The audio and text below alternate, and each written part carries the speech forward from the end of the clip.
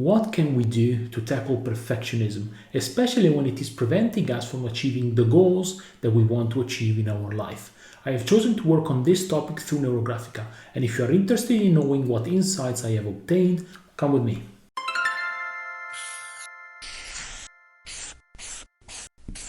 Welcome everyone to 4-Body Journey.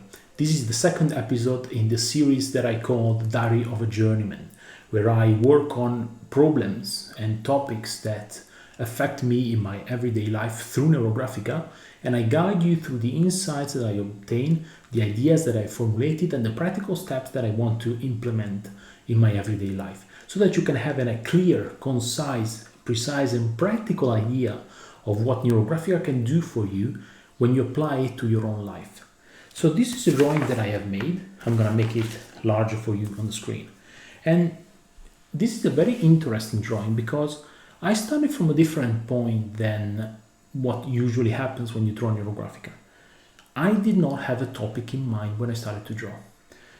When I sat down, I had the white sheet in front of me, the blank sheet in front of me, and I had many different things, many different ideas, many different thoughts that were crossing my mind at the same time. And there was none that was, standing out. And so Neurographica has a way to deal with that. There is an algorithm that has been specifically designed to be used when you don't know what you want to work on. So in this case, this algorithm fits like a glove. So I've chosen that, and I've worked on it by starting without a topic. So as soon as I sat down, I looked at the sheet, I closed my eyes, I had a couple of deep breaths, and I started seeing a bunch of images. Sometimes it happens to me that I'm doing something, and then it just like, a slideshow, a bunch of random images pop up very quickly in my mind. And this time it was a bunch of images and small snippets of videos from myself, but future videos that I haven't made yet, which was very interesting, but also I couldn't wrap my mind around it. It took me like a couple of seconds to figure out exactly what that meant, especially because it created a bit of tension inside me. So I wasn't feeling, happy or content or calm about it. There was something that's raised my heartbeat, so to say. And what I realized is the fact that at the end of the day, you might watch these videos and see me talk a lot about this project, about this YouTube channel that I'm building up. And you might think, he's a bit monotone. He's always talking about that. But what you need to realize is the fact that at the end of the day, I have never done this kind of activity. I've never created content. I have never worked in this field. Therefore, for me, it's everything is new. And so it is normal, I think, to have, especially when you are making such a big jump, there's such a significant gap between what you were doing before and what you're doing now. So it is normal to be a bit apprehensive and to be a bit on the edge because you don't know exactly what to expect from this jump. So sure, it is something that I need to work on and that I'm working on, especially also with this drawing, but it is something that I think is perfectly normal. So I started drawing the first few lines, and what I noticed was that I couldn't focus my eyes, my sight, I could not focus it on the sheet. It was difficult for me to focus, to see the line clearly and precisely. It was almost as if it was a little bit out of focus, which is definitely something that I don't think I've ever felt when drawing Neurographica. And I stopped and I thought about it for a while, and it took me a while to get to a realization, a conclusion. And that conclusion was the fact that at the end of the day, this is a big jump for me. I have never sort of been an entrepreneur. I've always worked with other people, under other people. And so I have never been solely responsible for developing ideas and bringing them to completion, bringing them to fruition, putting them into practice. And so for me, it is something completely new, and it is something that I have a little bit of difficulty adjusting to. Back when I was working in research, in academic research, I was the one who was in charge of executing an idea. I wasn't the one who was making the idea, was developing the idea for a study. I was the one who was doing the work for the study. Here it's just me. If I fail, it's on me. If I succeed, it's on me. So it can be there's a good side, there's a good side, and there's a bad side. Every choice has positives and negatives, and here everything is on me. So this is definitely a mental shift and an adjustment that I have to make in order to be able to get the most out of this project. Now I finished drawing lines and I felt the necessity to add some circles, and so I added 3 circles. Not fewer than that, not more than that. 3. I didn't want to do 4, I didn't want to do 2, 3. And I thought about what they meant, what they represented for me. And I came to the conclusion that this circle here to the left represents my personal growth. This circle here to the center represents the success of this project. So, having a significant number of subscribers and followers and events with a lot of people and all of these more practical results. And then this circle here to the right represents the good that I will bring in people's lives. So I thought it was very interesting, and these are definitely 3 goals that I have and that I want to achieve with this project. And I was thinking about that, and what I noticed was that basically these 3 circles were almost like containers of chaos. Inside those 3 circles, there were lots of lines that they seemed like they were moving frantically all over the place. Outside of this circle, there wasn't much. Everything was like very smooth, very gentle, and there wasn't really any particular detail. And I have a saying, which I think comes from an Einstein citation. Basically, what I say, or what I always say is, you should try to simplify everything as much as possible, but not any more than that. So what I mean is, it is always good to try and simplify something because you are stripping away the non-essential, the superfluous.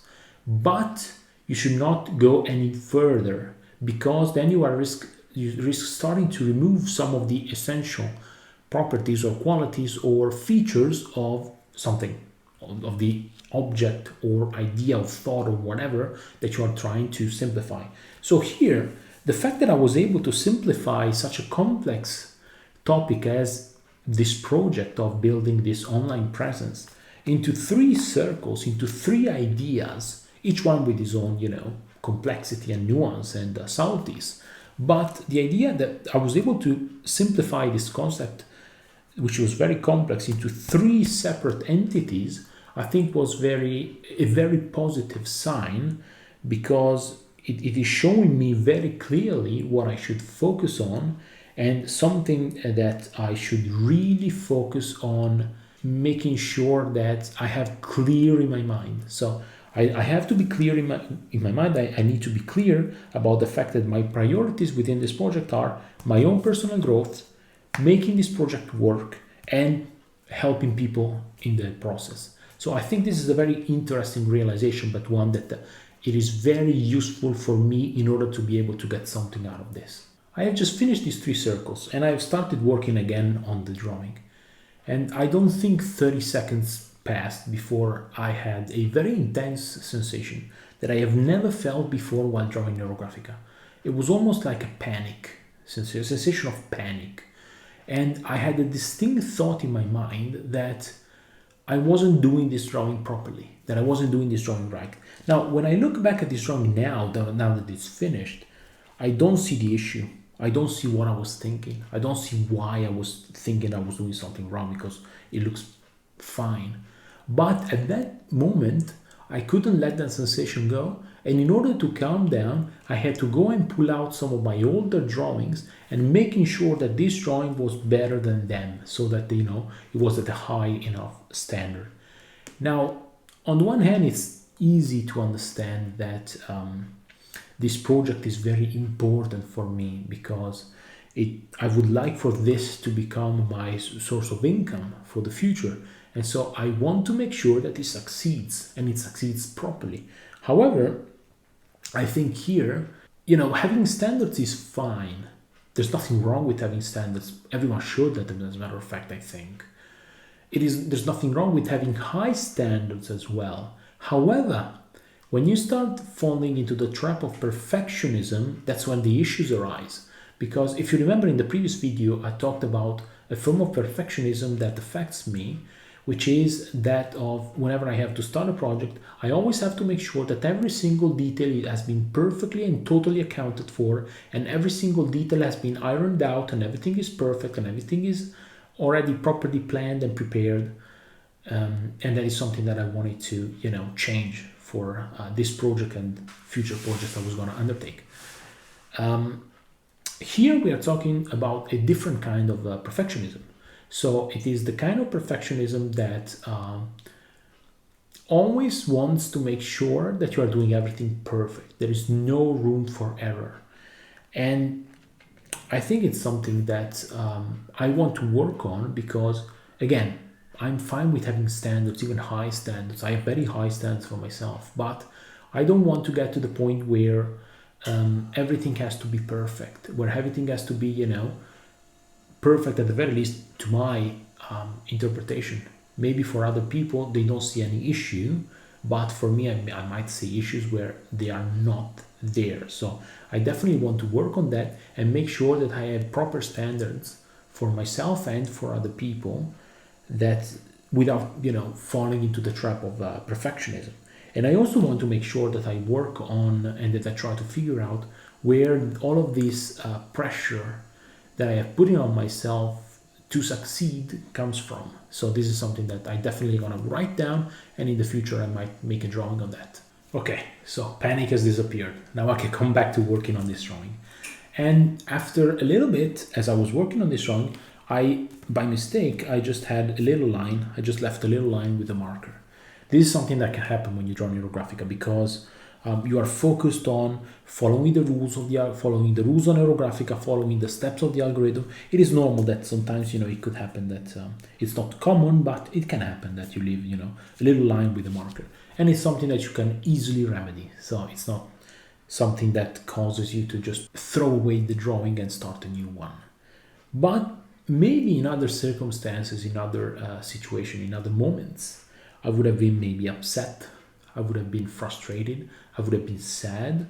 Here I did none of these things. I just saw, oh, there's a line, let me just remedy. I just solved that issue and I moved on.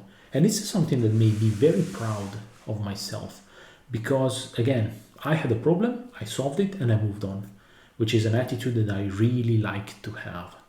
But after I did this, I started to think a little bit, and I had a bunch of images coming to my mind. And all of these images represented different activities that I undertook throughout my life. And I noticed a common denominator in all of them, but one. There is one exception. But besides that one exception, every single time I've done something, I have never been the one, in the middle, in the center stage, at the middle of the stage, with all the lights, the spotlights pointed towards him. I have always been the one, to the side, or maybe at the back. The one who was always reliable, the one who always worked incredibly hard, and the one who was always ready to, solve any issues that might come up and save the day. Let me just tell you a little story about myself. Back when I was in high school, I was a part of the theater group. So every year we would have a show. So we would have a theater play that we would learn and practice throughout the entire year, and then towards the end of the school year, we would play this theater piece in a theater. And that year, the day of the show, basically one of the actors decided to quit. There were some malcontents, there were some issues between him and the teachers who were in charge of this group. I don't remember exactly the details, I don't remember what happened, but basically he left the afternoon of the show. So it's like 4, 5, 6 hours, something like that. Before the show was set to begin, we were missing an actor. I didn't bat an eye. I was like, listen, guys, I got you. I can learn his parts and I can play his role as well. And so within like 5 or 10 minutes, he didn't have a very large part, so that definitely helped me out. But I learned his part and I basically saved the show. Now, it was very helpful that it was some sort of an avant-garde show, an avant-garde play. So it was very easy for me to cover for his part as well. So that definitely helped. But this doesn't take away from the fact that basically within 10 minutes I learned his part and I basically saved the show. And I remember that they were like, oh, they were very happy, oh, thank you, you really saved us. You really saved the show. Next year you're gonna have the main part. That promise never came through, unfortunately, but hey, what can you say? But I think this is indicative of how I am viewed and what happens whenever I undertake certain activities. That I am always the one who is reliable. I'm always the one who can save the day if necessary, but I'm never the one that is heavily considered, right? I'm not the one who is the focus of attention. If we were playing sports, I would be the one who was picked towards the end of the draft selections, because I'm not the best, but I work hard, and if necessary, I can, help. I can sort of cover for unexpected situations. So this is clearly something that I don't really like. And as I was thinking about this, a thought came into my mind that all of this elaboration about how I'm always the one who's never really properly considered, I'm always the one who's sort of at the back. And this realization, which is the fact that maybe my perfectionism comes from me not being happy with the way I'm viewed by other people and wanting to change that. So both of these realizations are actually insights that I have never received previously. These are new ideas that came to my mind as I was making this drawing. So you can see very clearly how with Neurographica, you can figure out things that you never figured out before. So this is something that I have never even considered. I was just, doing things. But now I'm starting to rationalize everything that is happening to me, which I think is very interesting. And Neurographica is playing an integral part in that. So this is definitely something for you to take into consideration. The power that Neurographica allows, you to wield in order to figure out what is going on in your life. Now let's get back to this. To this topic and to our discussion. So maybe this perfectionism comes from me wanting to change this my situation, wanting to change the fact that I am not properly considered by other people. But is it really the case? So I think something that I really need to focus on, and that might be the topic of a future drawing, is going to be the fact that I want to figure out exactly why I have this perfectionism, both in terms of when it came out and why it did. So I want to figure out exactly why this perfectionism came into my life, what event caused it, and when it caused it, so that I can go and try to, sort of disentangle everything, untie all of the knots that are there in my unconscious related to perfectionism. The second aspect I want to work on is this. So I don't like the fact that I am, the one backstage. A part of me would like to be the one center stage. A part of me would like to be the one under the spotlight, right? And I have been that only once. For one specific activity in my life, I've been that. For all the other ones, never. So what do I really want to be? Do I really want to be the one in the spotlight? And if so, what do I do in order to get there?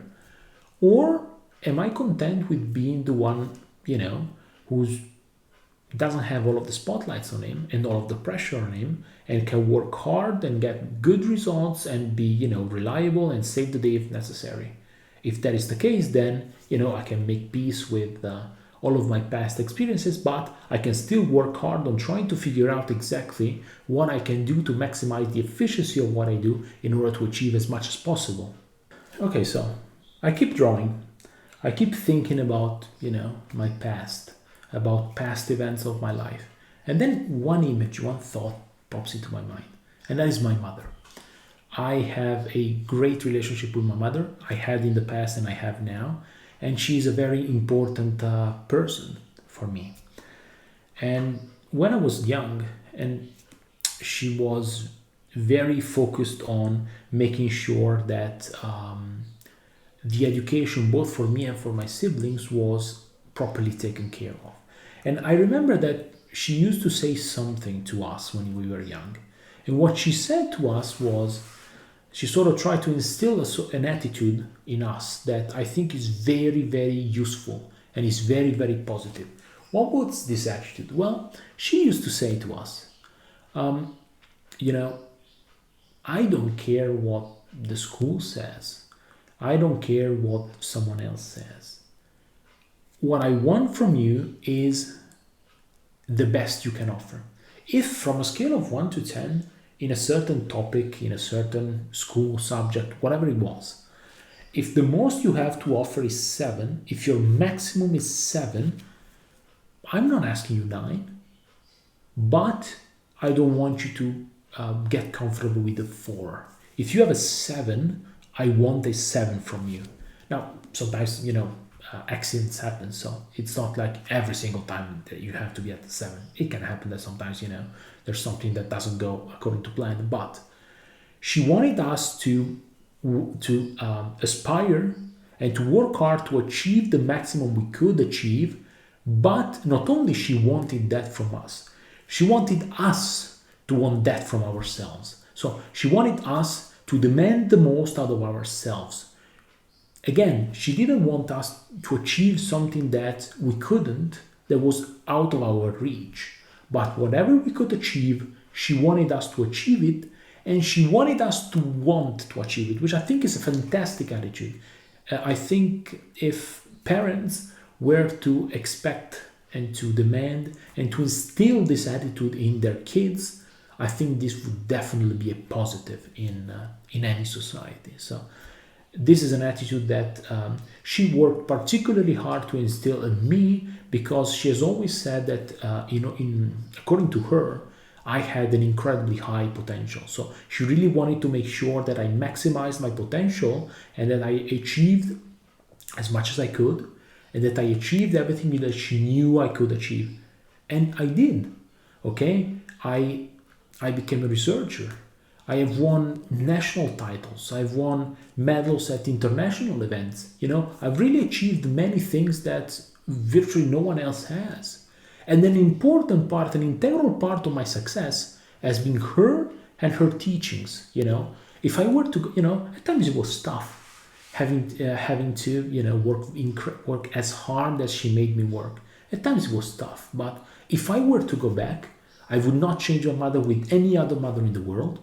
And I would not change her teachings with anything else in the world. That is how important and that is how amazing she has been for me.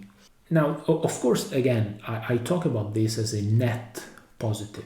However, I still think it is worth thinking about that and try to think about, okay, are there some aspects of this that have negatively impacted me? In particular, is there something from her teachings that I have not learned properly? Remember, when she was working with me to achieve this mental fortitude, I was very young. I was a preteen.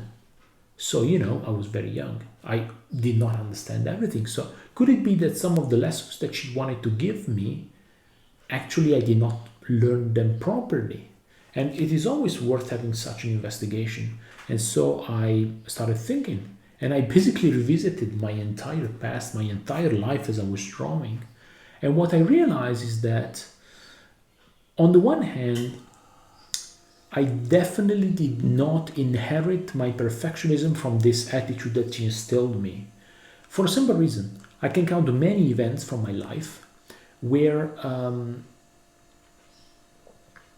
I worked hard, I achieved some things, I did not achieve other things, but perfectionism never came in. This was before high school, after high school, during high school, so, At this point, I can conclusively say that perfectionism is not due to this teaching and to this attitude, which I think is something very comforting also for me. On the other hand, however, what I noticed was that primarily during high school, I was studying basically the whole day. If I wasn't studying for school, I was studying other things. But I was always studying because it was natural to me. It was sort of like, why are you studying? Yeah, because, because that's the way it is. Because I don't even know why I'm studying. It's just that, it is natural for me to study. And on the one hand, having motivation is always good, no matter what the source is. However, in this case, I did not know why I was motivated to study. And so when this motivation goes away, how can I get it back? I cannot, because I don't know how it came. And so while it is always important, in my opinion, to have motivation and to have drive, it is also always important to ground it somewhat and to have it linked to something within ourselves, so that whenever we have the necessity to have motivation again, we can bring it back. If it just came instinctively, just we don't know why it came or how it came, if it goes away, we cannot bring it back. So I think this is something that is very important, and this is definitely something that I have noticed that right now I am struggling with working on certain aspects of my life, because this motivation has somewhat gone away and I don't know how to bring it back.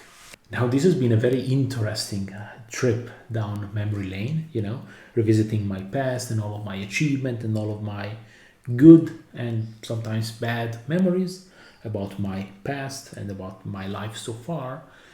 But I still have a drawing to finish. So I kept working on the drawing, I kept thinking, I kept reflecting, I kept bringing up events from my past. And I got to a point where, if you remember at the beginning, I said that the three circles that I drew, sometimes they were visible, sometimes they were sort of, melted in with the rest of the lines. But now, after a while, they became the only thing that I could see in the drawing. Everything else became secondary. They were the focus of the whole drawing. So these three areas that I want to work on in order for my project to be successful, they were the only things that I could see.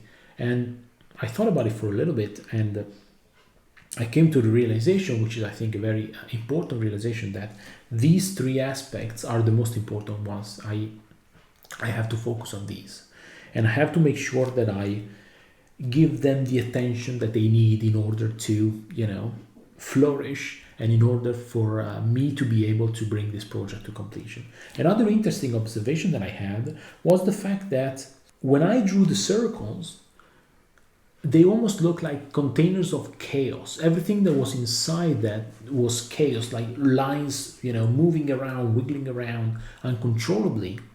Now they all became details, right? These circles became from containers of chaos to complex objects with a lot of lines, with a lot of details, but everything seemed like it was a feature. So maybe it's just a matter of waiting some time, not judging everything instinctively immediately, but giving it some time to work, to get accustomed to this practice, and to learn and to become proficient at it. So maybe this is just a matter of take your time, do the work, and the results will come. Then we move on to the step that is my favorite step in Neurographica. In most of the times, whenever I draw Neurographica, this is by far my most favorite step, which is adding the colors. And what I noticed that as soon as I finished coloring, I put away the highlighters, I look back at the drawing, and for a second, I cannot see the circles.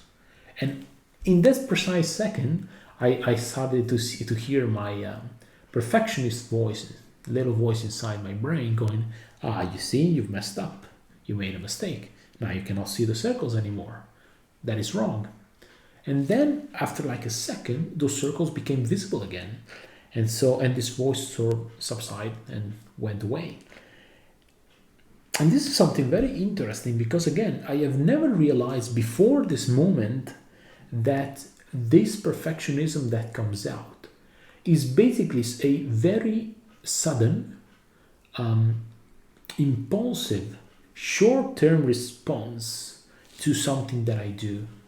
Now, at times, it becomes sort of like a background noise because it has been left unchecked for so long that it has become, a part of me basically. And removing it, taking it away, is going to take quite a lot of effort and time. But at the same time, it is very interesting to note that this response, this perfectionist response, is a very short term, is a very short burst response. So maybe I can develop an effective strategy to deal with it. After finishing coloring and after obtaining this amazing insight about the nature of the perfectionism that affects me, I moved on to drawing these two very thick lines that go through the drawing. And as soon as I finished drawing them, I had an image in my mind. I saw myself on one side, and on the other side, I saw all of the other people who are working with Neurographica. And this was an image that affected me negatively. I didn't really feel good looking at that. And what I realized was that at the end of the day, it is never good to compare yourself to other people. It is good to sort of try to extract some feedback from what other people are doing, but it's never good to directly compare yourself with other people. And I've been doing it for a long time, and this has negatively affected me. So, for example, when I started working as a researcher, as a postdoc, my main comparison was my supervisor. And granted, he is one of the smartest researchers I've ever spoken with, I've ever worked with. He's really amazing. The insights that he has, the ideas that he has are just sometimes out of this world. He would give me an idea and it would probably take me like a week to reach the same conclusion that he did. I would take a week, I would reach that conclusion and be like, oh, cool, that is an interesting conclusion I found.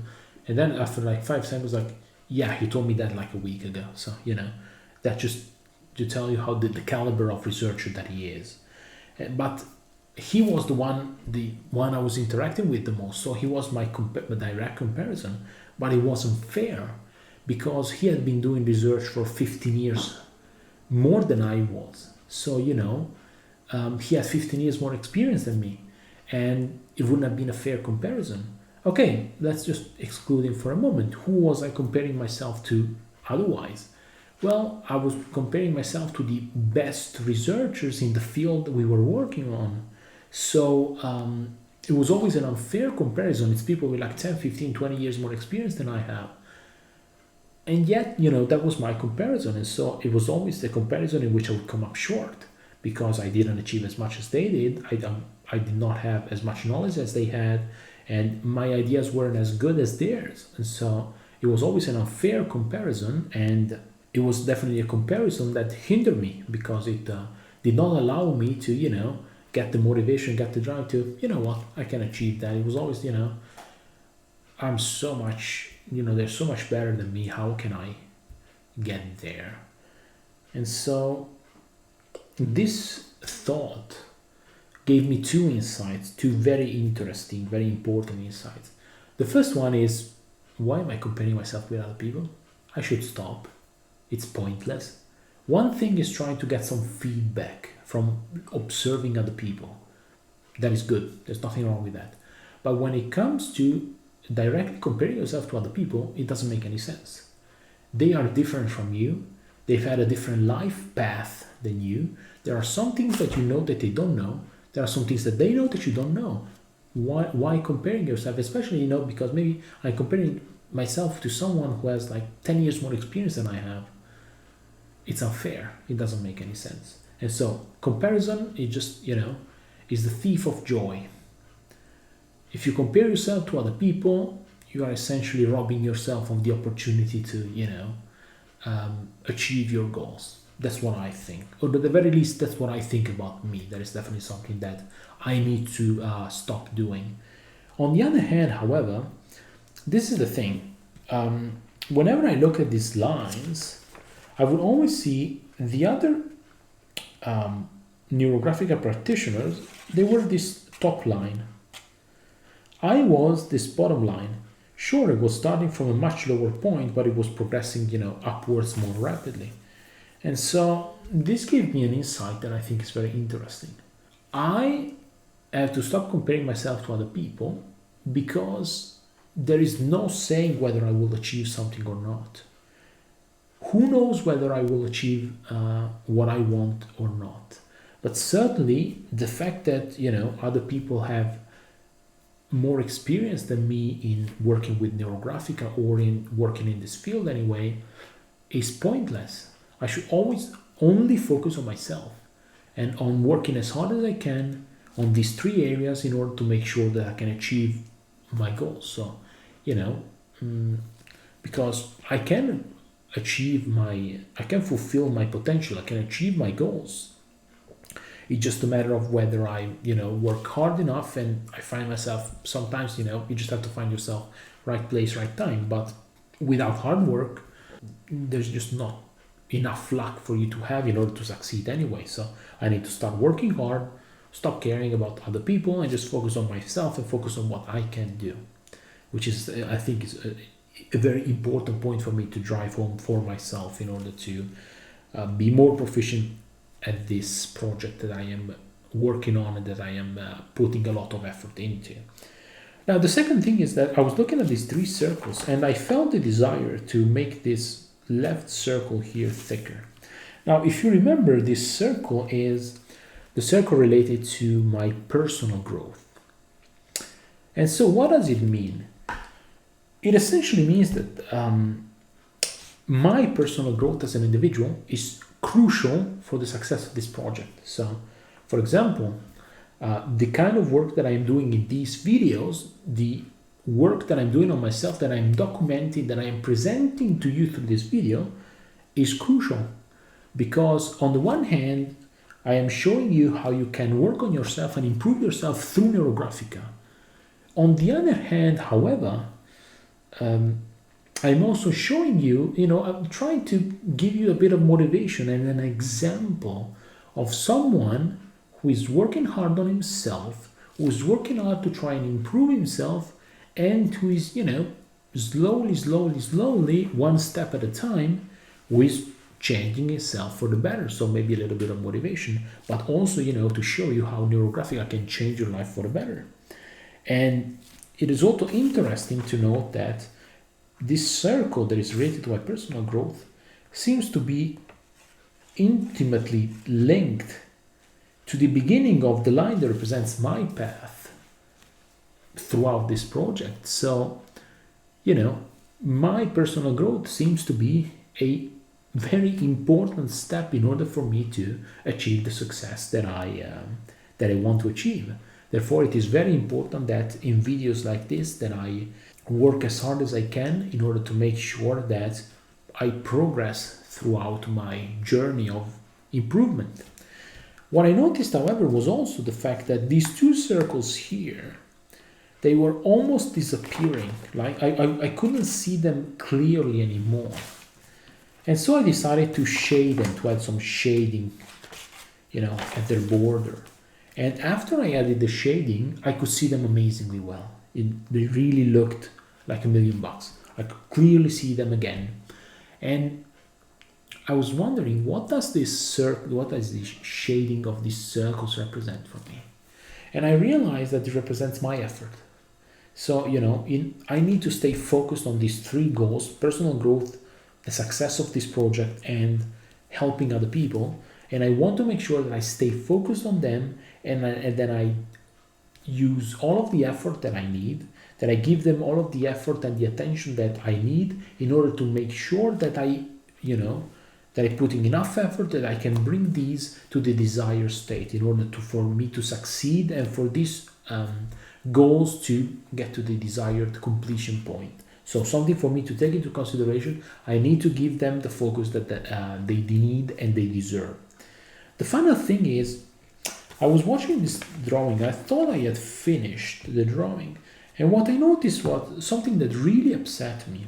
I noticed that my line that represents my path throughout this project doesn't touch at all. It goes right through the circle of helping other people, but it doesn't touch at all the circle of success. Whereas the line of the other instructors was touching it. And that upset me because I was like, you know what? I want to succeed. Whatever, the other instructors succeed, they don't succeed. I wish them to succeed. I wish them to do well, but I'm focusing on me right now. And I want to succeed. So you know what I did? I just decided to add this line here that cuts right through the circle of success and that, shoots straight up. And in Neurographica, it's something that you can do, okay? Whenever you are working on a drawing, you can add something, some shapes, some lines that you add willingly to introduce something that you want in your life. Now, of course, Neurographica is not magic. Neurographica is something serious. It's not magic. So you cannot draw yourself holding $1,000 and you're gonna wake up tomorrow with $1,000 in your hand. Doesn't make any sense. Neurographic is a very, technique that is deeply grounded in scientific results. It's not a form of magic or whatever. But by adding this line, now I have opened my mind to the idea that I will succeed. If I look at this drawing 2 weeks from now, 1 month from now, 6 months from now, a year from now, this line for me represents my success. And therefore, I'm going to be reminded every single time I look at this drawing that I can succeed and that I will succeed. That is something that is incredibly important, and that is something that I really wanted to have, and that gave me a burst of motivation like I didn't even think I would receive. So, definitely, a line that I added and that I don't regret it at all, and that makes me feel like $1 million. Drawing is over. What are the main conclusions that I have found? Now that the drawing is finished, it is time for us to summarize all of the lengthy discussion that we've had and find out what are the main talking points, the main ideas that I can bring home with me, and that maybe that can help you to see your problems in a different light. Who knows? The first thing is, and I never thought I would say this, I started drawing Neurographica about 2 years ago. I have never had a drawing that have left me so motivated, so driven, so full of desire and will and motivation and, a will to achieve everything no matter what. I never had such an intense sensation before. So I'm very happy that I did this drawing, and I'm very happy that I'm feeling that, but I never thought I would feel something so intense. I wish you could feel that as well right now, because it is such an intense sensation that it's really something. So I'm very happy about this. Let's just say that it's incredible. The second conclusion is, now what you've noticed is that I haven't received too many answers, right? I probably have finished this drawing with more question marks than answers. And it can happen. With this algorithm in particular, it happens, I would say, it can happen quite frequently. But in Neurographic in general, it can happen. If you're working on a topic, it is quite normal that you'll find other topics you need to work on, because everything is interconnected. Our psyche is pretty complex, right? So many people, when they practice Neurographica, they think that it's like a perfectly straight line. From the beginning to the end of their drawing, it's just like a straight line. They just have to follow that path and reach the conclusions.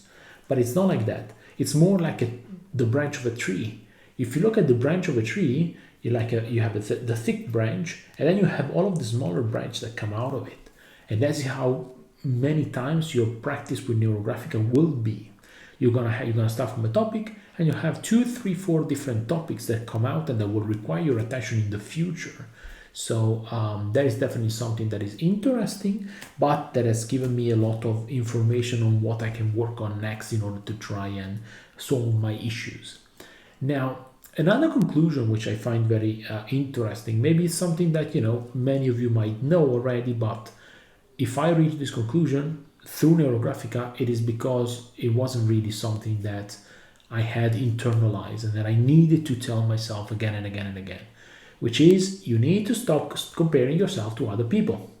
You need to stop comparing yourself to others because you are different. You cannot compare yourself to someone else who maybe has, 20 years more than you. They have lived 20 years longer. They have 20 years more of life experience or experience in a different field. So I need to focus on myself. I can still extract some feedback from the other people's practice in order to try and maybe get some, that worked, that didn't work. Can I do it better? Can I do it better? Or something like that. But in general, I need to stop comparing myself to other people and start trying to figure out how to use what I have or acquire more tools in order to bring my goals to their completion point. And the last conclusion is that my issue, one of the biggest issues that I need to work right now, in order to be able to proceed in this project that I have embarked on, is perfectionism. I need to figure out why I am affected by this perfectionism, how it happened, when it came through, what was the event, so both in terms of what happened and what and when, and what I can do to work on this and what I can do to get past it and to solve the issue. So this is definitely something that I need to devote more work on. More drawings will be made on this topic, but it's definitely something that is very important, that it is crucial that I tackle in order to succeed in this project. So a lot of interesting conclusion for a wonderful drawing that really, gave me a push that I didn't expect to make, but a lot of very interesting conclusions nonetheless. Okay, now let's talk about the practical steps. What am I gonna do practically to try and tackle this problem in my life? This was a peculiar drawing because while it gave me a lot of answers, it also gave me a lot of possible future directions for future drawing. But I was still able to figure out an exercise that I can apply to my life in order to try and tackle perfectionism starting from today.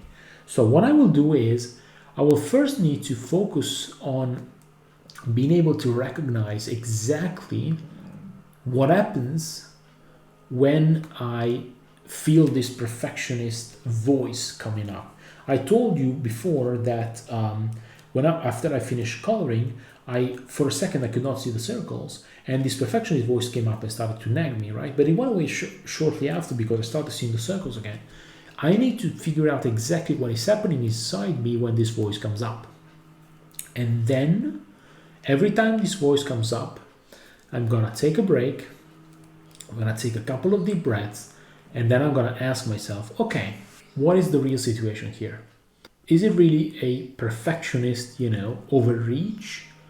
Or is it a matter of, you're not upholding your own standards? So I'm going to analyze the situation more objectively, and I'm going to try to figure out exactly when am I not meeting my standards and when I'm just, under the influence of my perfectionist voice. So this is definitely something that can help me out in figuring out exactly when I am under the influence of the perfectionism to try and then tackle it and trying to, stop it from affecting me even further. Now, this was my issue with perfectionism, and this is the solution that I found that works best for myself. But what if, if you are under the influence of perfectionism as well? Maybe it's a different form of perfectionism. Why does it come out? What was the event that led you to developing this form of perfectionism? What can you do practically about it? What tools can you use, or what instruments can you use, or what exercises, what practices can you use in order to get rid of that perfectionism and change your life for the better? These are all questions that are very important. Or what if you have a different problem and you want to find a solution to it? Well, this is where Neurographica comes in. Neurographica is a technique that is very useful for you to change your life for the better. You can use it to work on past events that are affecting you in the present, or to plan out, to plan something in your future. Neurographic is a very flexible technique because it allows you to work on it whenever you want. You can work on it in the morning, in the afternoon, in the evening, in the night. As long as you can stay focused for a while, for the time that you need in order to complete the drawing, you can draw Neurographica. You also don't need to stick to a rigid schedule of topics you want to work on. You can choose whatever you want as soon as you sit down, and it will help you to find the best solution for yourself, not a general solution that would like to work for everyone. A specific solution for yourself, for that specific moment, for that specific problem that you have. So this is something that I think is very interesting and very important. I am a Neurographica certified instructor, specialist and supervisor, and I offer courses where you can learn how to use this technique and apply it to your own life. If you have never studied Neurographica before, you can join our basic user course, which is the introductory course to Neurographica, where you will learn the basic principles of this technique, what are its theoretical foundations, and you can learn some algorithms that will allow you to work on many different aspects of your life, like this algorithm here that I just used for this video. So if you are interested, if you have any questions, you are welcome to contact me through my social media profiles or through my email address. I will leave everything down in the description below. With this second episode concludes, so thank you very much for watching and ad maiora. Oh, you're still here. I'm very happy to see that.